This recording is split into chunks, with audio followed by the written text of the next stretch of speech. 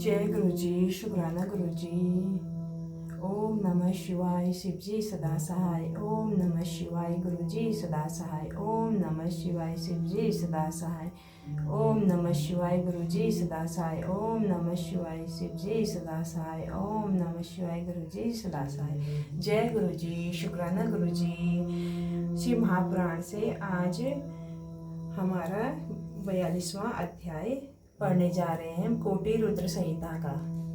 जय गुरु जी, शुक्राना गुरु जी।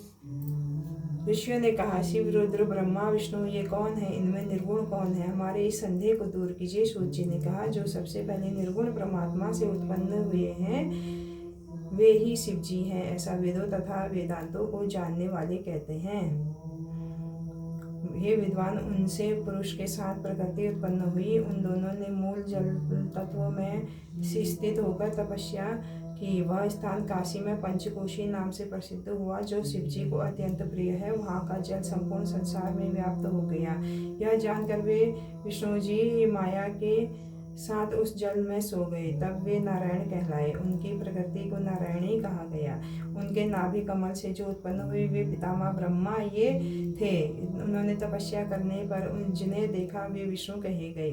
वे ब्राह्मणों उन दोनों ब्रह्मा विष्णु के विवाद को शांत करने के लिए शिवजी ने जो रूप दिखलाया वे ही महादेव नाम से प्रसिद्ध हैं। उन्होंने कहा, मैं ब्रह्मा के सिर से शंभु रूप से प्रकट होऊंगा। वे ही कुलों कल्याणकर्ता रुद्र नाम से प्रसिद्ध हुए। तभी से निराकार शिव भक्तों के ध्यान करने के लिए साकार हुए।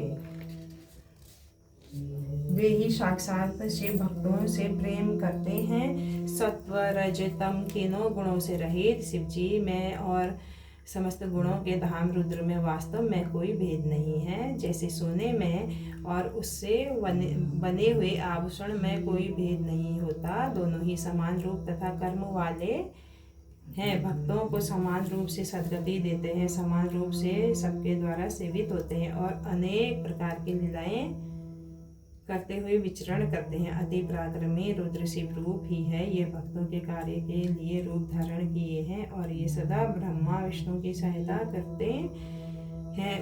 इनके और रूप जो समय समय पर उत्पन्न होते हैं वे इन्हीं में लीन हो जाते हैं, किंतु उस प्रकार रुद्र अन्यत्र कहीं विलीन नहीं होते। वे तो केवल शिव से में ही विलीन होते हैं। अन्य देवता रुद्र में मिलकर विलीन हो जाते हैं, किंतु वे रुद्र विष्णु आदि देवों के कारणवश मिल जाने पर भी विलीन नहीं होते। यह देवों की आज्ञा है। सब रुद्र का भजन करते हैं, किंतु रुद्र किसी का भजन नहीं करते, किंतु कभी भक्तों के ऊपर दया के कारण अपने से अपना भजन करते हैं।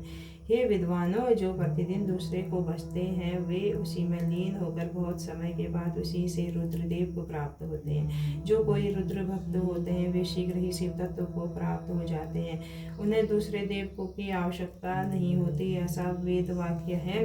अज्ञान तो अनेक प्रकार का होता है, किंतु ज्ञान एक ही प्रकार का होता है। हे ब्राह्मणों, उसको मैं कहता हूँ, आप लोग आदर से सुनिए। इस संसार में ब्रह्मा से लेकर तृण पर्यंत जो कुछ दिखलाई देता है वह सब शिव ही है। अनेकता का विचार करना व्यर्थ है। सृष्टि के पहले, सृष्टि के मध्य में, सृष्टि के अंत में तथा जब कुछ नहीं रहता है तब भी शिव ही शिव कहा गया है, अर्थात वह सर्व सत्ता संपन्न है।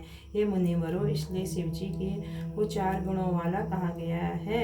वे ही शक्तिमान होने के कारण 2 प्रकार के कहे जाने पर भी, जिन्होंने विष्णु जी को कभी सनातन वेद दिए, अनेक वर्ण मात्राएं दी, अपना ध्यान तथा पूजन दिया, इसी से शिव जी सभी विद्याओं के स्वामी, वेदकर्ता तथा वेदपति कहे गए हैं। वे ही शिव जी साक्षात सबका कल्याण करते हैं। वे ही कर्ता भर्ता अर्ता साक्षी तथा निर्गुण है और वे सभी के काल के प्रमाण है, और जो स्वयं काल है उनके काल का कोई परिमाण नहीं है, क्योंकि वे महाकाली के आश्रित है, अतः स्वयं महाकाल है। ब्राह्मण लोग रुद्र और काली को ही सबका कारण कहते हैं। इन दोनों ने सत्य लीला से सब कुछ प्राप्त किया है। उस रुद्र को पैदा करने वाला कोई नहीं है, न उनका स्वामी तथा विनाशक ही है, किंतु वे विष्णु आदि सभी के कारण हैं। वे शिवजी स्वयं दूसरों के कार्य तथा कारण रूप हैं।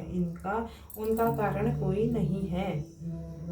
वे एक होने पर भी अनेक हो जाते हैं और अनेक होने पर भी एक बने रहते हैं। जिस प्रकार एक बीज खेत में बोने से अनेक हो जाता है, उसी प्रकार शिव रूपी महेश्वर भी अनेक होने में स्वयं कारण है। हे ऋषिवरों, यह अति उत्तम शिव संबंधी ज्ञान ठीक ठीक रूप से कह दिया गया है। इसे ज्ञानी पुरुष ही जानता है और दूसरा नहीं जान सकता। मुनियों ने कहा, आप लक्षण सहित ज्ञान का वर्णन कीजिए, जिसे समझकर मनुष्य शिव रूप को प्राप्त कर सके। वे शिव जी ही सब कुछ कैसे हैं और कैसे सभी वस्तुएं शिव रूप है।